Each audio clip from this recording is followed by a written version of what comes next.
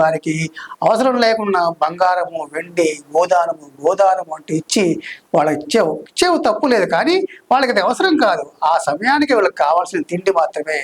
అటువంటి తిండిని అనంతసరి అందించినందుకు అతనికి స్వర్గాధిపత్యం ఇచ్చామని చెప్పాడు.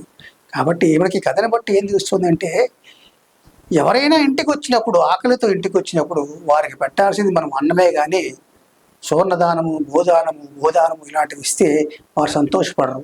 అవి ఉపయోగపడతాయి, తర్వాత వాళ్ళకి ఎప్పుడో ఉపయోగపడవచ్చు, కానీ ఆ సమయానికి వాళ్ళకి ఆకలి అనేది ఉండటం వల్ల ఆకలి తీర్చితే అది మహాపుణ్యం. కాబట్టి ప్రతి ఒక్కరూ కూడా దానాలు అనేవి చెయ్యండి. ఆ దానాలు చేసే దాంట్లో అన్నదానం ప్రశస్తంగా చేయండి.